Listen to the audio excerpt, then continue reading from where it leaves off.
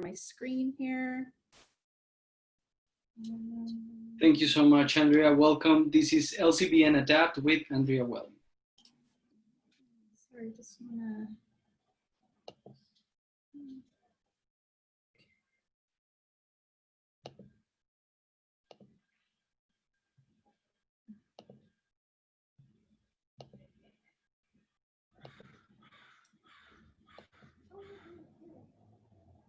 Okay.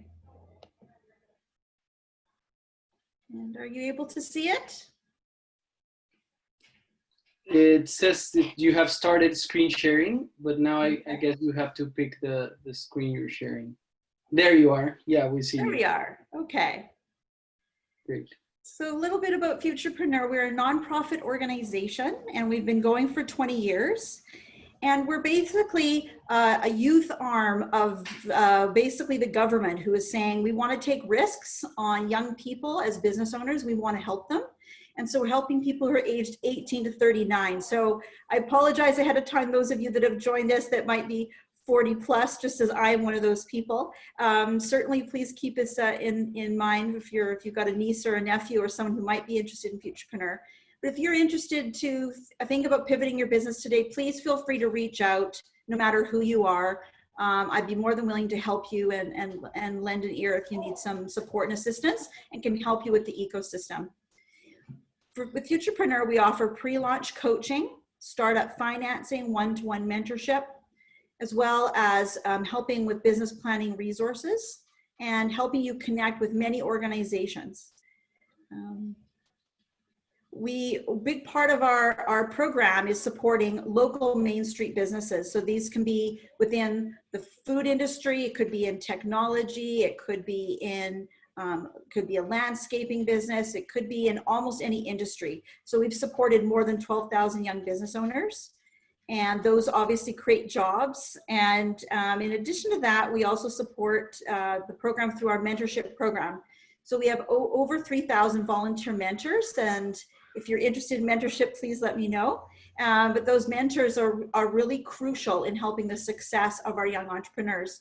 So our young entrepreneurs will start our program, and then once they have their loan, they get a mentor for 2 years. And that mentor is really that person who's going to help them learn about how to pivot.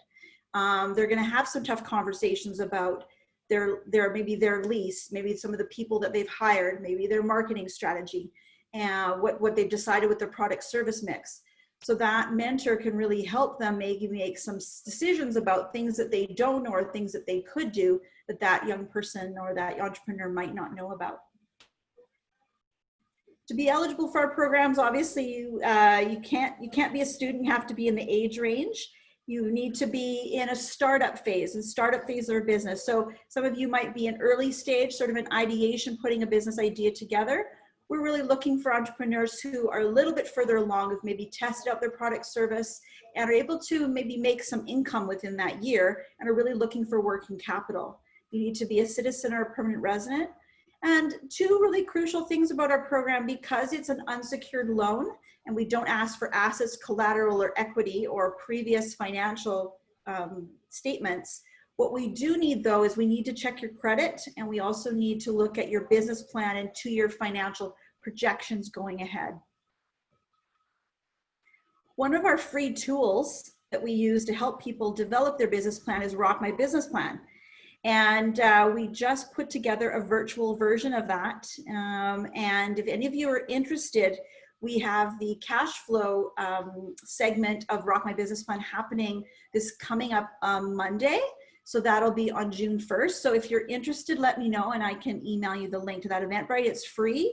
And you're welcome to come and join the team. The entrepreneur residents will be there, Chad Freiling, as long as our business development managers. And they do a fabulous job of being able to help deep dive into your business concept, help you with viability, making your next steps and plans, and working out your financing. So I thought I might talk a little bit about pivoting your business. So what does this mean, pivot your business? And it really is a concept that doesn't mean that your business has yet maybe succeeded or failed, but it means that your business is making a change. And usually that's through innovation and creativity. And I wanted just to give you a few examples of some things that some brands that you might recognize. So I'm going to start with some brands you recognize, and then I'm going to move to some local businesses. So Starbucks, for example, did not always sell coffee to customers. They actually started off in 1971 selling espresso and coffee beans, which Howard Schultz fell in love with the taste. And when he went to Italy in 1983, he was just determined to actually open and sell Starbucks coffee in a European-style coffee house. So they made that pivot, and obviously have been very successful. This one is really, really funny. I had no idea about Nintendo until I did a bit of research on this one. So we all know about Luigi and all of their games, Super Mario, Donkey Kong. But they actually started several centuries before that and dabbled in producing everything from playing cards, vacuum cleaners, instant rice, a taxi company, and even a love hotel. It was in 1966, though, that Nintendo started producing electronic games and consoles, which gained wide popularity over the following 30 years. I think most of us know Instagram. They've become very popular. But at first, they weren't Instagram. They were a check-in app that included gaming elements from Mafia Wars and a photo element. And they realized that they worried that they'd created too much clutter and they would never gain some traction. So they decided to completely strip what they were doing and went to one feature, and that was photos. And you know the success ever since. The final big brand that I thought I'd mention was Wrigley's. Most people know Wrigley's, I think, spearmint gum, or maybe I think Juicy Fruit. It's one of their brands. They didn't always sell gum. In fact, William Wrigley Jr. stumbled on the value of gum while giving it away for free. He moved to Chicago in the 1890s and took up work as a soap and baking powder salesman. He got the idea of offering free chewing gum with his purchases, and the gum proved to be more popular than his actual products. And they went on to do their own brands. Today, the company grosses billions in revenue and is one of the most recognizable brands in American history. So there's just a few sort of big pivots that big companies have made. And then I wanted to tell you a little bit about some local companies that have been making some pivots. So you'll see on the left-hand side of this slide, this fellow is Sean White. Sean White is one of our young entrepreneurs, and he started a business in Kelowna, and he was taking different products from from movies and turning them into clothing products that people could buy. So he was already repurposing clothing and products, but what he did was, in order to really create something that was going to be really needed in this COVID market, is as you can tell, he turned to creating these denim masks. And so this has been very popular for him. And it's popular for him to create these and also to draw people to some of his other products. So he did this very quickly, and he also got a lot of publicity. So the one thing with pivoting is a way to bring people in toward getting more publicity around your business because you're doing something new. And he's really taken advantage of that and got some great press on that. Another one that's really, that we're noticing a lot of fitness businesses are doing. Fitness business is really tough right now because it's really hard to be having so many people in one room, obviously. So a lot of them are going online and offering their dance parties, and then they're able to also offer free consultations for people who want to learn about their dancing or their dance moves. So they're able to pivot to a different business model to still make some income, but still be able to provide their passion and that health and fitness and wellness.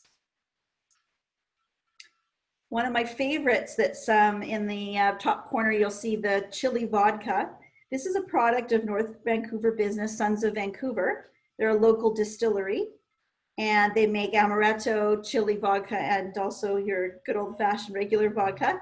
And right when COVID started, they realized that they were able to take the byproducts of the vodka and create a hand sanitizer. So they were really quickly able to pivot and provide something in the marketplace that was really valuable. Although I'd have to say they're still making alcohol, which I think is still very popular right now as well. So I know they're doing well. And then the final one's another local business. This is Burnaby's Peregrine. And they basically were building high-end restaurants and retailers. And that was starting to dry up. And they weren't sure if they were going to be able to stay in business. And what they realized was they were able to develop some plexiglass shields and basically develop those for the customers instead. So they were able to really make that their pivot into something that people were really needing. And fortunately, that was something they were able to get into that market quickly, because I think now plexiglass can be a little hard to come by. So these are some of these local pivots. So something to definitely think about as you're thinking about your own business or someone that you might be supporting is trying to come up with some creative ways. How can you be creative? And so one thing we're doing with Futurepreneur is we're providing a weekly webinar. This is for our entrepreneurs who are already in business with our loans, and it's a support space for them to coach each other about what they can do. And so what I would recommend is finding someone that can relate to you, either a mentor or a friend, and have some discussions about what could you do differently, what could you try, what other directions could you move in, what things could you pilot, what things could you sample, what could you try to do differently. And you could test those out. And you could test those on a sample market and see if you gain any traction. So, you know, pivoting is really important. I think also, I think it's really great right now. A lot of people are offering services online. If there's something you're not comfortable with, try and see if you can get yourself more trained on how to be more agile online. And even if you're not younger and savvy on it, you can learn. I know I've been working on my own competence with media, webinars, and working online. So it's something I think we can all do to kind of educate ourselves to how we can reach customers in new and different ways. So, so that's pretty much what I wanted to bring up with you today, and to talk about pivoting your business, and just to inspire you to not give up hope. If you have some other ideas to pivot your business, and just to reach out. So please feel free to contact me, awelling@futurepreneur.ca. Check out our website, futurepreneur.ca. We've got our free business plan writer, as well as our cash flow statement templates, as well as a lot of resources. So please feel free to be in touch, and looking forward to helping you pivot or get started with your business. Thank you so much, Andrea. Thanks for being here. It was Welcome. a short but inspiring keynote, and we're gonna go for the Q&A section. So we have Paula Silva in the chat, and she's asking, do you think even at this moment is a good moment to start a business? I think it really depends on the industry. So we are getting applicants. In fact, we've had more applicants in a month than I think we had all of last year. So believe it or not, there's a lot of people who are still feeling very entrepreneurial and very hopeful. So I think it's really thinking about what's your product and service, what is your customer need, and to create a COVID. Basically, we ask for a COVID risk mitigation plan.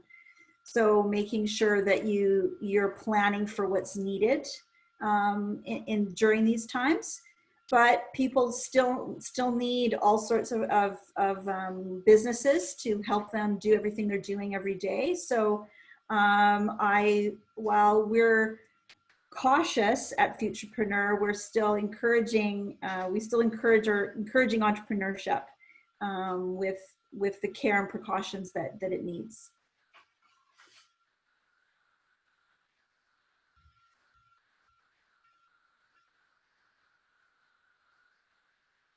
I'm talking without sound. I'd like Sorry. so you can read my lips.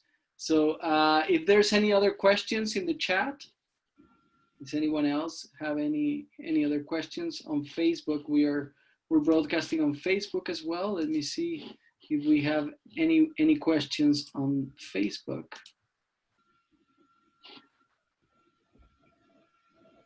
Let me see.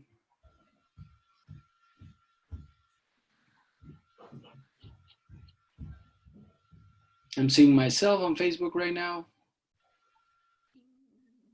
No, it's fine. We don't have any more questions on Facebook either. So Andrea, thanks so much. Oh yeah, Anais in this chat is asking, what is the most demanded area right now that you think is a good niche?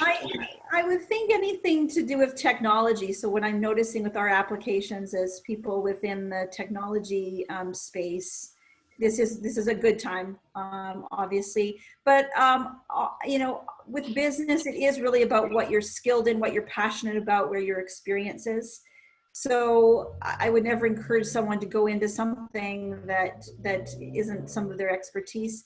Obviously, there may be still some room for COVID related supplies and materials, but I think a lot of that was probably picked up pretty quickly. So I would be a bit hesitant on that one.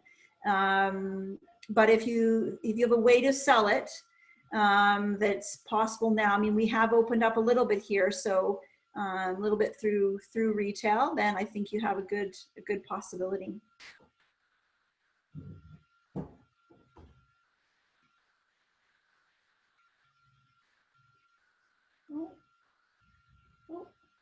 I'm not hearing you, Pablo, but I can see the questions. Okay, you can read them, but because I have a party with my neighbors are practicing social distance partying, so I didn't. Yes, no, I understand. I understand. So, what kind of templates do you recommend online for business plans?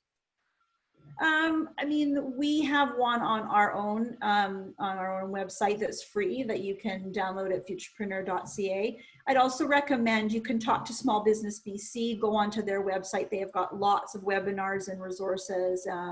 I think they probably have some templates, but I'd have to say I'd have to check with them with which ones they have. Women's Enterprise Center, Community Futures are all organizations that help people with business planning. So those would be my main suggestions. If you want a real short, quick version, the Lean Canvas, a lot of people like that one. It's not, it's usually not quite enough for a bank or necessarily for financing, but if you're wanting to get your ideas down into like one page, that can be a great format. Paula is asking, for mentorship, will be necessary to have a business plan done, or can it be something that we can work together on? If you are in our program, you'll need to have a business plan and cash flow statements to be in our startup program. And then once you're in our program, that's when we match you with a mentor. So you do need to be part of that program to get the mentor. We don't have a separate program to just get a mentor. So we do require that, yeah. Great. And another question from Leticia. What needs to happen before the pivot even starts on a business? I would say before anyone even starts, it's really, I think it's about your passion. So what are you passionate about? What are you experienced with? Where do you have skills, background, experience, or education? If it's a product, do you have other people or partners that can help you create that? If it's service, do you have other people who already ask you about that service, or you already have some connections or contracts or something that is starting to be in that beginning stage? And then once you've got some of that interest, is to build on that. And once you start to build on that, you'll want to find out a little bit about your landscape. Who are your competitors?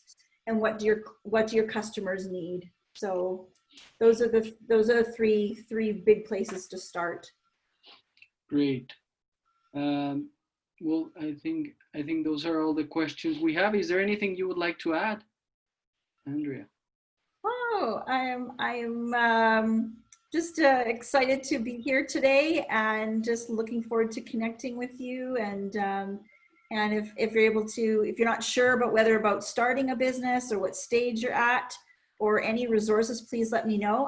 We had a fellow earlier this week who was past our age eligibility, and I was able to connect him with Innovate BC, Small Business BC, and he also had another partner who was able to access Women's Enterprise Center. So please feel free to connect with me so I can help you access the resources, because I'm in it every day and I know about it, but often people outside the ecosystem, it's hard for you to navigate. How do you know where to find all these resources? But there's lots that's out there. And I would love to make sure that you can find those resources. So that's something that's really important to me.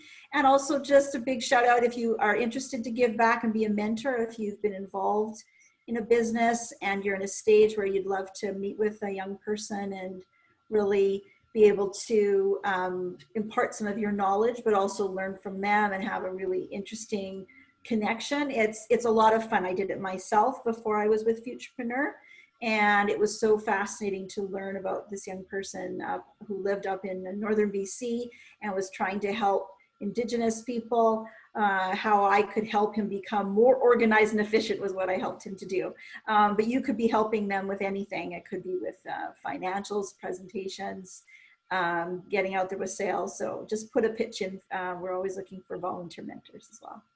Great, thank you. And Paola asked if you can comment about the government partnership with your organization, this amazing fund that Yeah, you absolutely. receive to support young entrepreneurs. Absolutely. So yes, thank you for mentioning that. So we are funded by Innovation Science Economic Development Canada, ISED, and they're our main funder. We do get funding from most of the financial institutions as well, but primarily from ISED. And so they give us funding every year for our startup program and also our side hustle. But the most recent announcement, some of you may have heard the Prime Minister a couple of weeks ago mentioning Futurepreneur. And at first we thought it was about 260 million, but it wasn't. It was 20.1 million, which is still lots for us to be able to help entrepreneurs. And so that recent funding is going in two directions. So first of all, some of our existing entrepreneurs, as you can imagine, who they've started brand new businesses and they just took on a loan and they're in the middle of COVID, often are in really tight situation. And some of them don't have their business or are struggling. And this is why we started the webinars and the resources. So for those with that funding we got, we're able to actually provide a 6-month payment where they don't need to pay principal, interest, or fees for 6 months. So this is quite a relief to our existing entrepreneurs. So really happy to do that.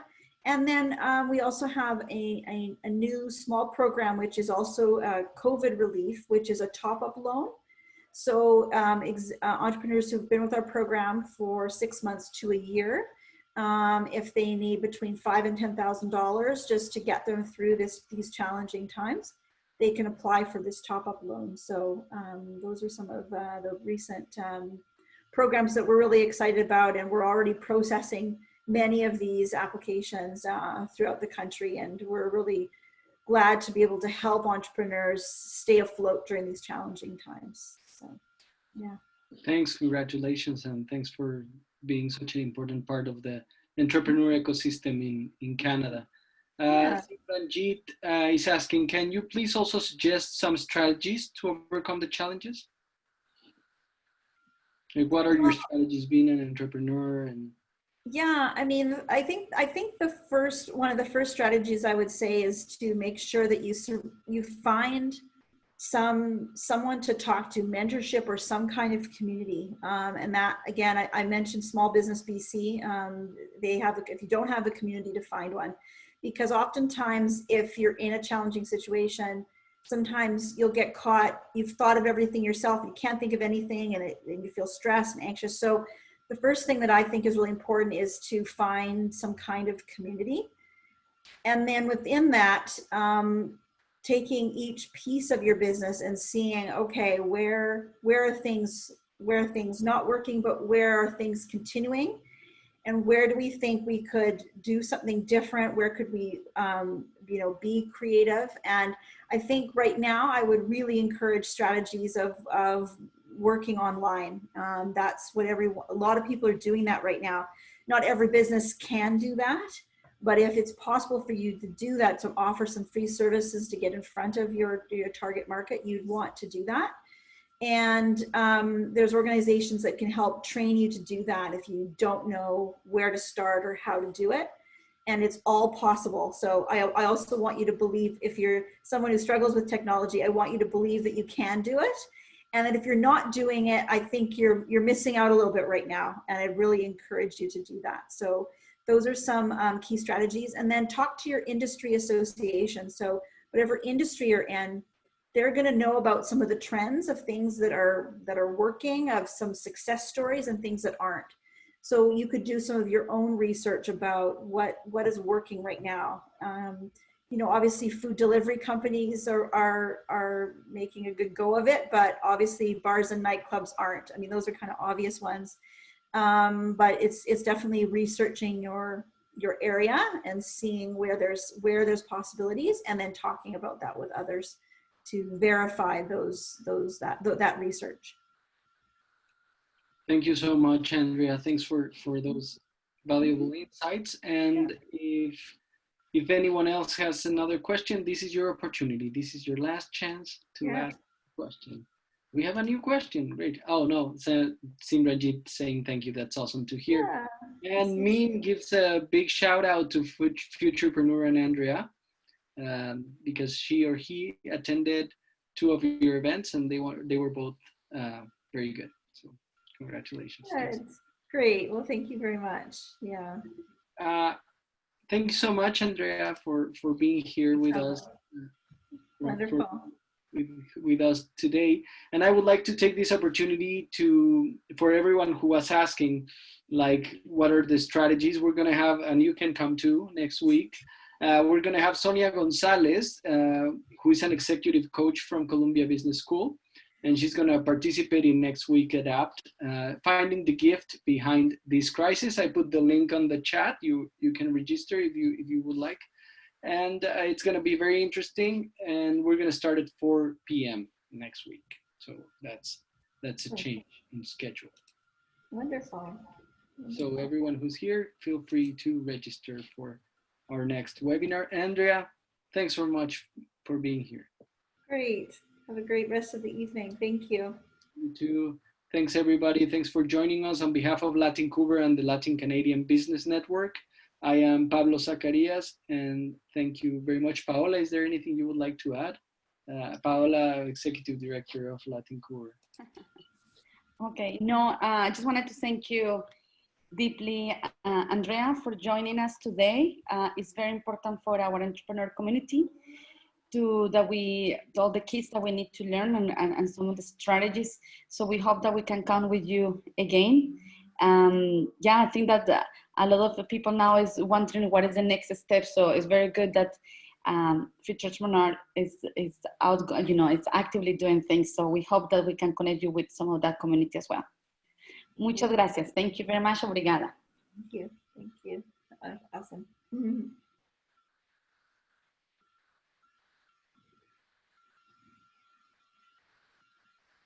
Thank you very much, Andrea, and thanks everyone who attended this Lcbn Adapt webinar.